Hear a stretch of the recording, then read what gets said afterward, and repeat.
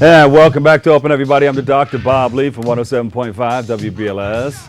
That's right, your radio station. Right after the quiet storm, I come on and we take care of business. We spend the night together, you know.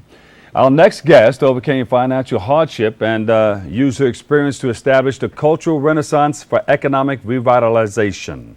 Here to tell us more is Awilda Velez. We welcome you to the show. Thank you, Mr. Lee. Yes. How are you? Now, you started your own business. I started my own business. My business is actually AV Financial Consulting Services. That was done in 2001. And that was a springboard for what we're doing now? Absolutely. I started my own business because as a single mother at the time, and I'm also a graduate of Lehman College as well. Twice. Congratulations. Thank you. Financial literacy was something that I learned throughout hardship and education. And I felt that everyone throughout their lifetime stumbles. Mm-hmm. I mean, we wouldn't be human if we didn't. Yes. And throughout that course, I realized how important it was to learn how to manage money. Mm-hmm. And I also found that low-income and distressed communities didn't have that privy to that type of education. So I decided to use my own experience, learn from it, develop curriculums for low-income and disenfranchised populations, basically, also including small businesses that basically didn't understand the structure of how to start a business. Right. Now, when you were going to school, did you worry about how you were going to pay for your education after you graduated?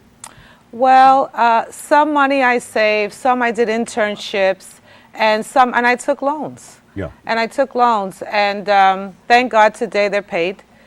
But it's a struggle for everyone. It's a struggle for everyone, and this business allowed me an arena to accept folks with problems and also to refer them. And because of that, I started a nonprofit organization, which is Cultural Renaissance. Yeah, tell us about that cultural renaissance and economic revitalization. Well, it actually started, sadly enough, because of someone that was very dear to me that was killed in prison.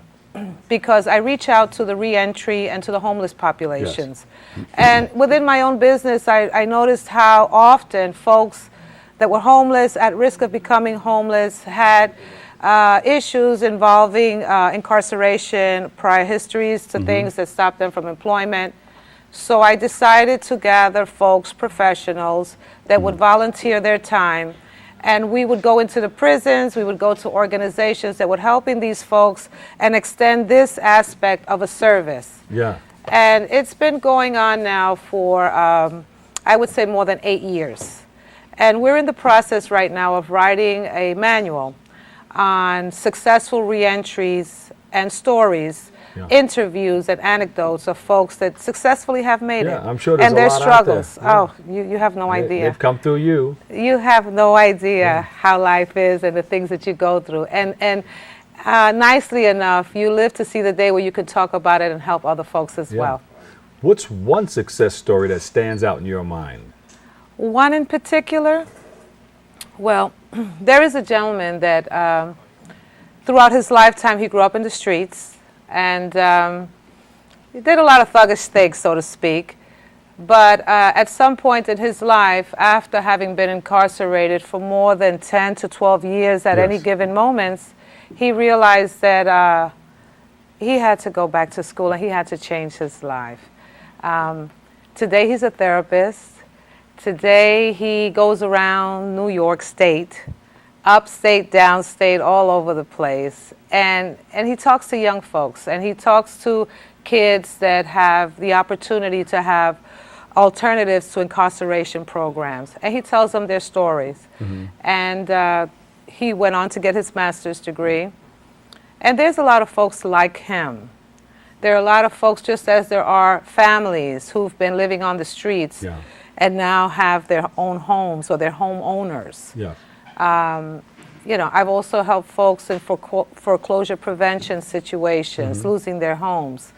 And it's a sad story, but unfortunately it's the reality of how we're living. And in today's times, financially, you know, economically, the city is feeling it. But those who really hurt the most are those that really don't have an extra arm and extension to reach out and let them know, listen, we can help you with your situations. Is this a time to go back to school or try to reinvent yourself? I mean, times of hard economic times. I mean, any human being who looks at themselves and looks at their current life situation, you always have to be prepared to reinvent in order to move forward. Yes. All those who at one time thought that everything was secure, if you look at what happened in the financial district, you look from the top down, those that were making the most lost everything and did not know how to recover. Thankfully, for those who've had the least, they're more, how would I say, agile. They're flexible. They could bounce on their feet. So in situations like this, more ways than one, sometimes they have an advantage. Yeah, yeah. So I would suggest to anyone who thinks that it can't happen to them, think again.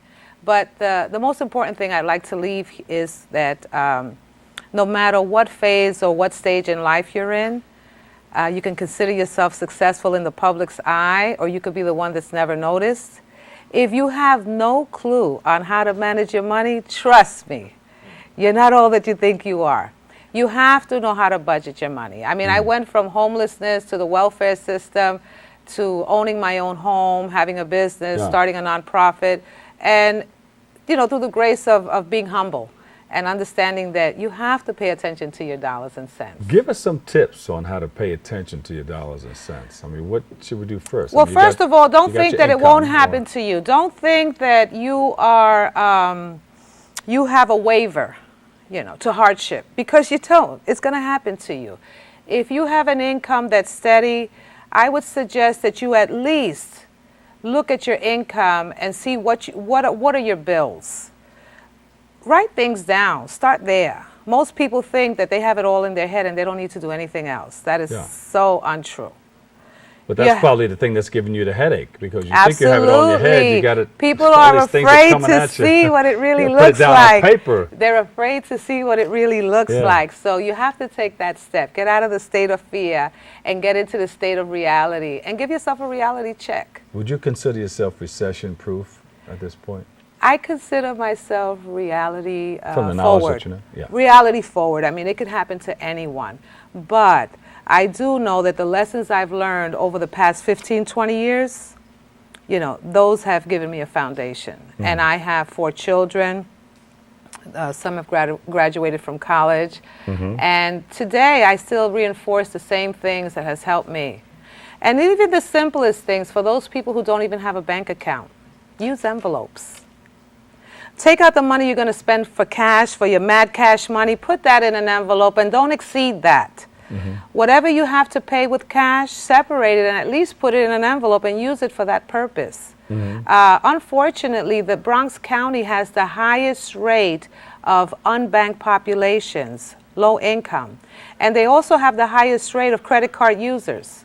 So nobody's banking in the Bronx? It's not that they're not banking, but if you look at folks that are making less than, I would say, $30,000, they have the highest credit card rate and they have the highest percentage of not banking. So that in itself could tell you a little story. But did they have help with that? I mean, the credit card company The credit wouldn't just card give you a credit companies, card if they I know mean, that you weren't. You can't blame making them the for kind their of money to pay it business. back. You can't blame them for their business, and nobody says that if you're in business, you have to have a heart. Okay? You don't start a business with the requisite that you need a heart. Yeah. I mean, because if that was the case, 75% would be out of business. Yeah. But the bottom line is that you have to read between the lines. If you're an adult of an adult age and you sign an agreement, you're held responsible and liable for what you've signed. Whether you don't speak the language, whether somebody pushed a paper in your face and made you think that you would get everything you want just by accepting this. Yeah. Whatever it was that took you to do that. But a lot of college ultimately- students are just getting into becoming responsible adults. As responsible adults, they have to be educated. They need more workshops. They need more folks coming in and letting them know. Also, colleges in themselves allow these companies to set up shop and grab these kids as they're coming through the door. So who has the final obligation and responsibility to say no? If they're going to put them there, at least allow them, those young people, an opportunity to get educated on the risk of credit card debt. But it's not there. So I would suggest that, I'm easy to find. You can find me online. You can give them my information. Okay. But the bottom line is that you have to pay attention. You have to have a behavioral modification. You have to change in order to accept. And the motivating factor should be that you'll live better. You'll be healthier. Your mind won't have the stress and the tension of what you owe and who you have to hide from. And you'll have some money in your pocket. And some money in your pocket. Awilda Velez, thank you, Awilda, founder thank you of so Cultural much, Mr. Renaissance Lee. for Economic Revitalization. Thank you so much. You'll come back and share more? I certainly will. There you go. And Thank you have you. this little pamphlet, all right? Yes, it's on managing your debt and protecting your credit. And it has how-tos in that book. Awilda, thank you so much. For You're more welcome. information, please visit www.crer.org. Up next, Mandy Fulmer. She's from Best Buddies, New York, and she's going to join us. Don't go anywhere. We'll be right back right after this. Thank you. So go